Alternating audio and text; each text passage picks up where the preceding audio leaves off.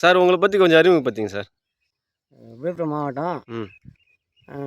சித்தனி கிராமம் சார். ம். சார் இப்ப கம்பு எத்தன வருஷமா பயிர் செய்றீங்க சார்? ஒரு 10 வருஷமா பயிர் செய்யணும் சார். இது எத்தன மாச பயிர் சார்? 3 மாசத்து பயிர் தான் சார். 3 மாசம் பயிர். ஓகேங்களா. இது ஏதாவது மருந்து கிருந்து ஏதாவது அடிப்பீங்களா? மருந்து ஒன்றும் தேவைப்படாது சார். மருந்து எதுவும் செய்யக்கூடாது. ஆ எப்போ களை வெட்டுவீங்க? களை வந்து ஒரு 20 நாளில் ஒரே களை. ஒரே களை. ஒரே களை. ஓஹோ! இது வானம் பார்த்து பயிரா? இல்ல தண்ணி நீர் பாசனம் பண்ணீங்களா? வானம் பார்த்து மழை பெய்யுது இப்போ பாசலை. ஆ, அப்படி சப்போஸ் காஞ்சிதுன்னா பாசம் ஒரு தண்ணி பாசனா போதும். ஒரு தண்ணி பாசனா போதுங்க. ஓகேங்களா. இப்போ இது ஏக்கருக்கு எத்தனை மூட்டை விளையும் சார் இது? ஏக்கருக்கு நல்லா விளைஞ்சா ஒரு 8 மூட்டை விளையும். 8 மூட்டை விளையுங்க. 2 வருஷம் முன்னாடி பார்த்தீங்கன்னா, இப்போ மூட்டை 10,000 போச்சு. இப்போ எவ்வளோ போகுதுன்னு தெரியுங்களா?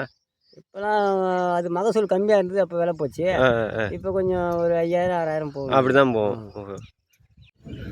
சார் எந்த பட்டத்தில் கம்பு விதைப்பீங்க? சித்திரை மாதம் வருஷம் சார் இது.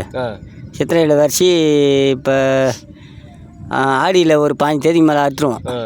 அப்படியே அந்த கம்பு விற்கிற காசை வச்சு நெல் நாற்று விட்டு அப்படியே நெல் நட்டுருவோம். அது முதலீடுக்காக தான் கம்பு இது பண்ணுறது. அப்படியே கம்பு தட்டை அடித்து அப்படியே சேத்துக்கு இதாகிடும். நெல் நட்டுருவோம் நாங்கள். சார் இப்போ கம்பு சாப்பிட்டா என்ன சார் பயனு?